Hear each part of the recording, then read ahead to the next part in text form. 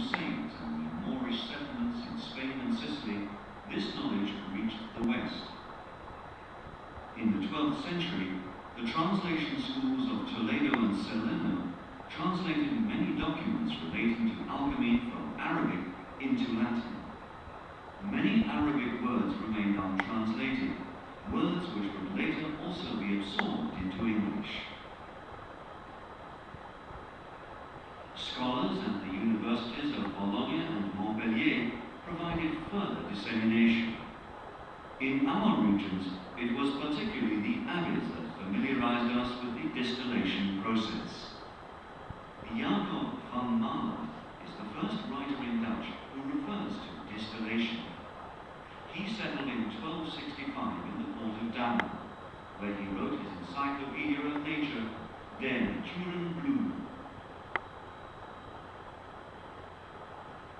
In his description of the juniper tree, or Juniperus, he paid particular attention to its medicinal properties.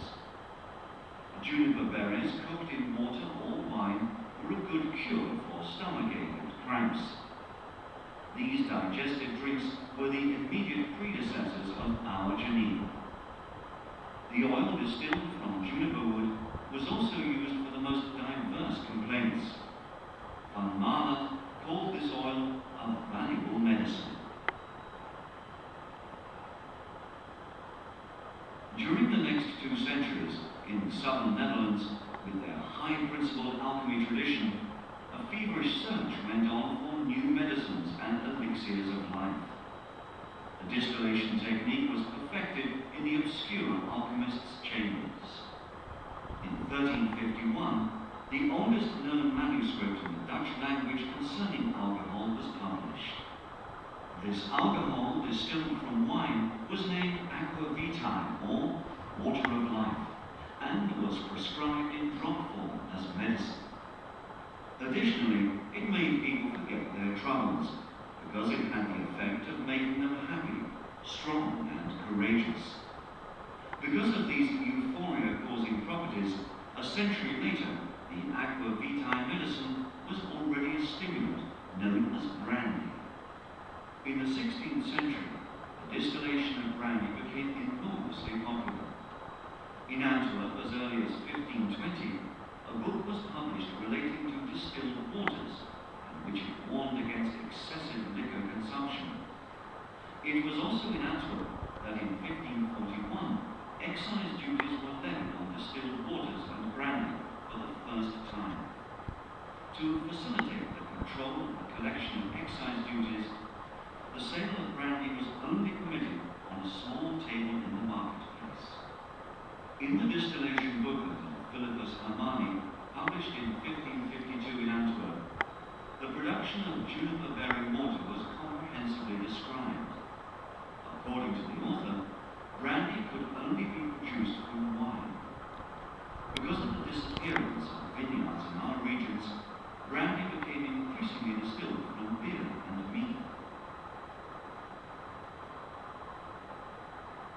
In 1601, the Archduke Albrecht and Archduchess Isabella issued an edict that the distillation of brandy from grain was prohibited because liquor consumption was excessive and grain was rare.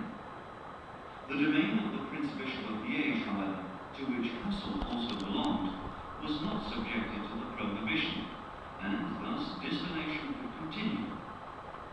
Because of the distillation prohibition, many southern Dutch distillers fled the country to spread their exceptional knowledge of the craft of distillation. After nearly a century of almost uninterrupted prohibition of distillation, in the 18th century in the southern Netherlands, grain brandy could again be produced. The Austrian Habsburgers even encouraged distillation because the draft, a nutritious side product, was eminently suitable for fattening up pigs and oxen. The farmyard manure was used to fertilize poor agricultural ground, and that, in its turn, delivered a better grain harvest, an ecological cycle before its time. During the 19th century, the production and consumption of Geneva assumed important proportions. All sections of the population enjoyed this drink.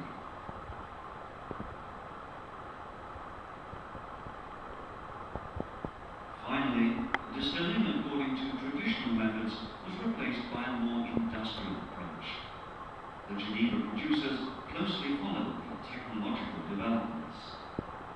Steam engines provided the drive for equipment and machinery. Mash tuns and stills were heated by steam.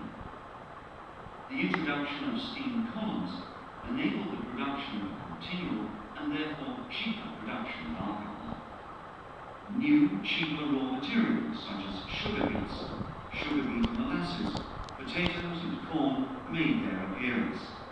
It was during this period that the large yeast and spirit factories were set up.